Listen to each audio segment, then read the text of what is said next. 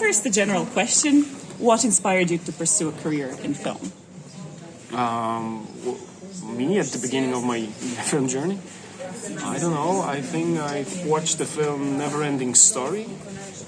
That was the first film I actually watched in a cinema. I was, I don't know, 8 maybe or 6, and then somehow I just I wanted to tell stories. It was not precisely about directing films or writing them. I was just about telling stories. So at the beginning I was writing. That was my base. I was writing songs, stories, some tiny novels.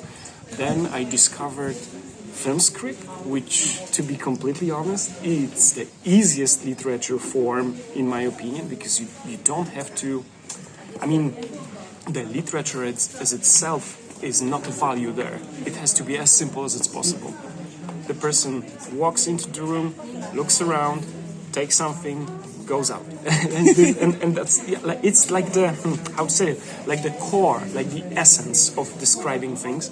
And I fell in love with writing scripts, and then step by step I became a director. I mean, with directing is a tricky thing because it's very difficult. It's a long process to make a film, and writing is much easier because you just need your computer or a piece of paper and you write a script, and that's what actually I'm doing in my life. I'm usually writing and directing from time to time.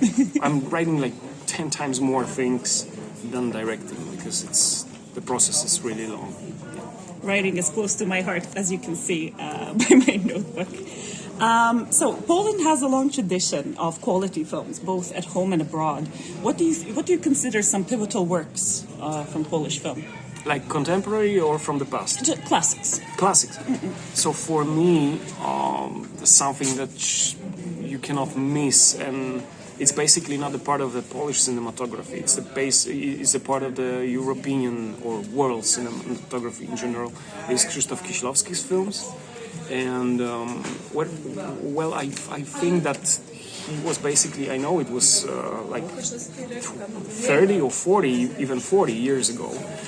But the thing is that he was basically defining the storytelling for contemporary dramas that we are actually using and following these days. So that's the base, and I would really, really recommend his works.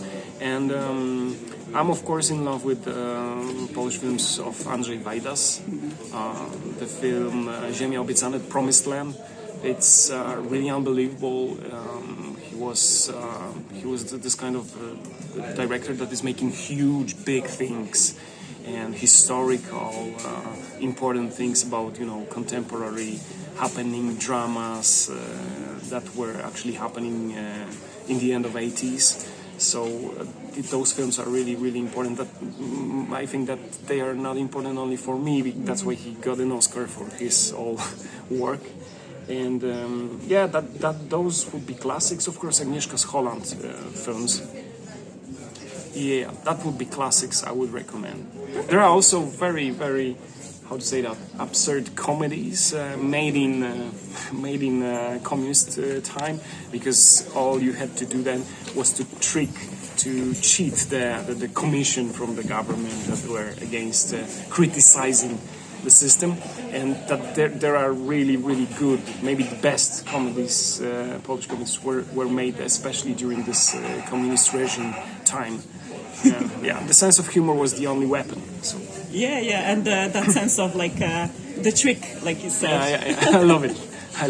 And tell me, recently the movie Sweat was quite popular in Croatia and internationally. Do you feel that it's a new way, a new trend in Polish cinema, perhaps? Stories like that? Well, maybe.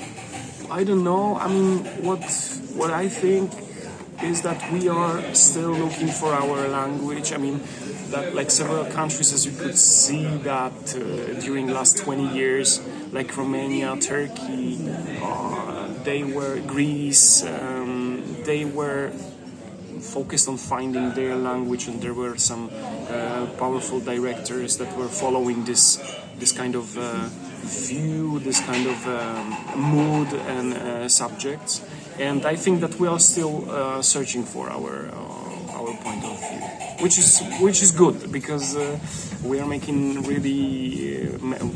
many films and they are really different from each other, which is interesting. So we're still searching for our voice. What are some other titles, maybe recent, that you would then? Recent titles,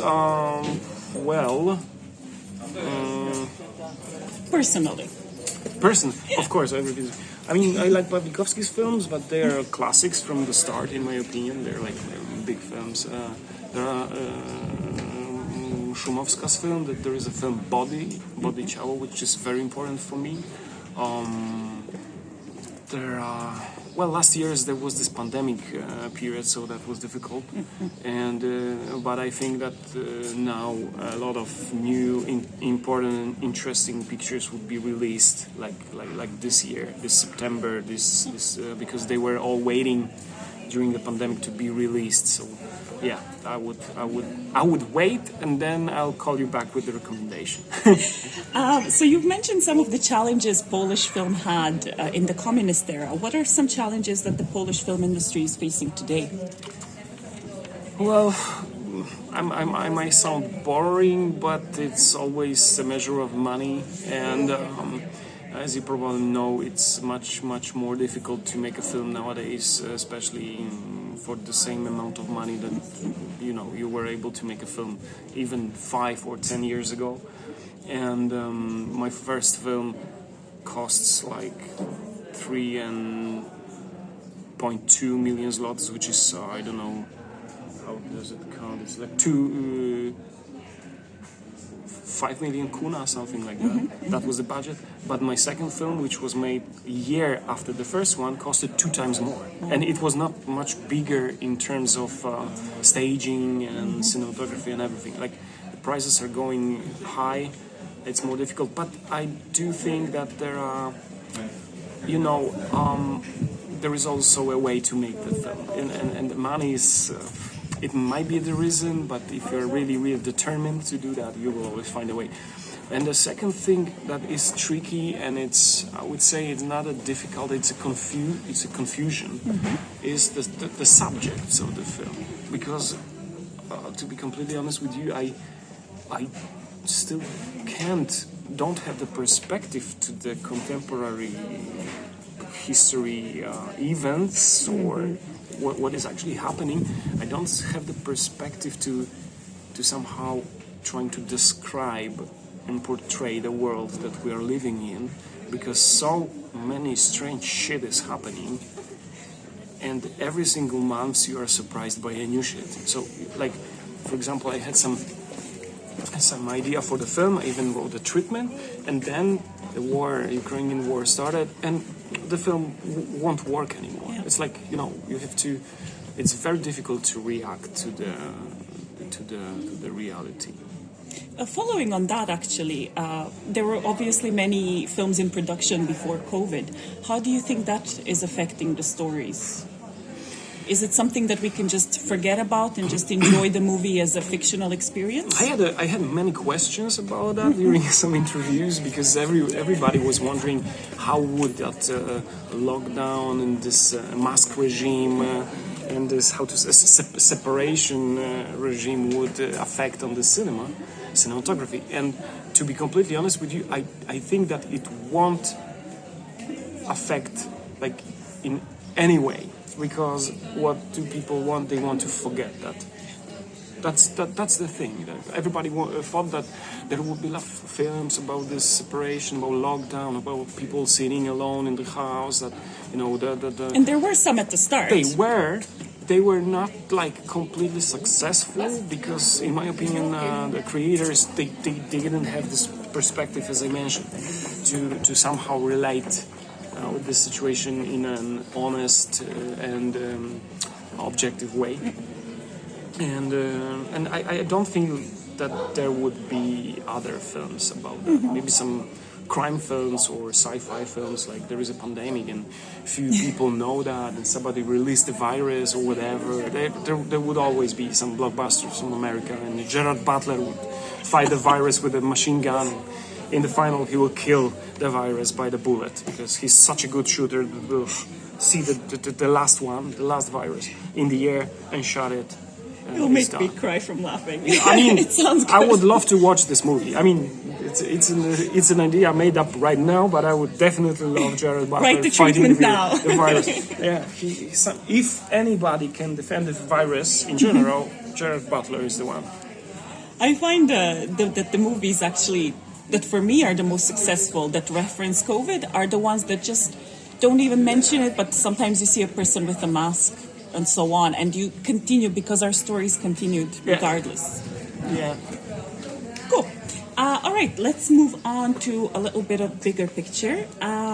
What are some titles from the festival circuit in general this year that you think that stand out? What are the ones to watch?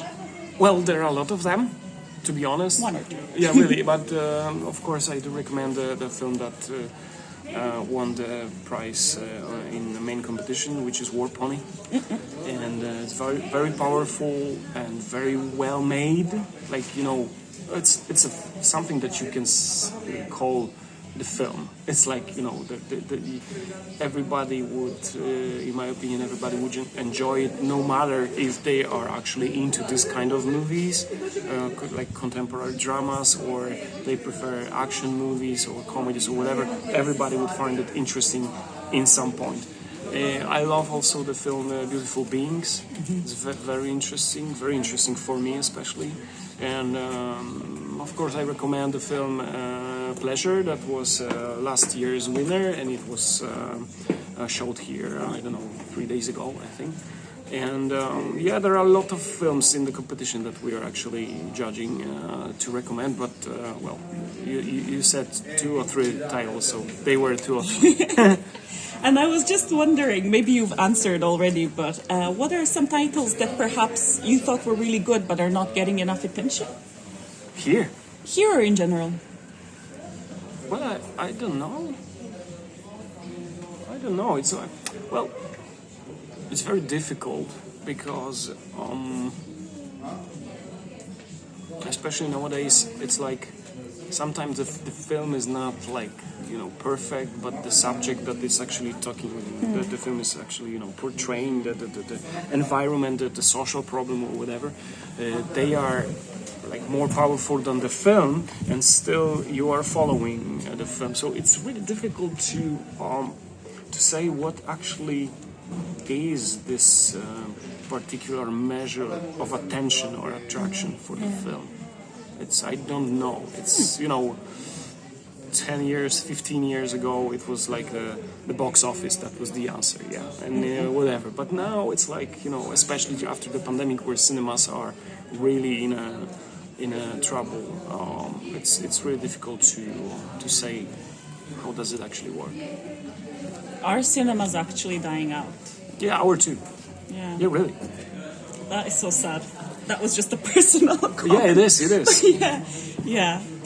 It sort of feels that the pandemic just helped them die out. It wasn't that it caused them, but it's just helped, you know, made the process faster. Yeah. Increases the speed. Yeah. All right, last question. Hopefully something positive. What is next for you? What's on the horizon? What are you looking forward to in the future? Well, I'm making several things because during last year, almost 2 years, I was writing things. So next year, it's pretty likely that I would be directing all year long because everything is written down. You've written too much. I mean, you know, there were people calling me and paying me for writing that, and there were some ideas that came up to my mind by myself. So yeah, I don't know. I'm making a series, a big TV series, and we'll find out who would be the broadcaster of it.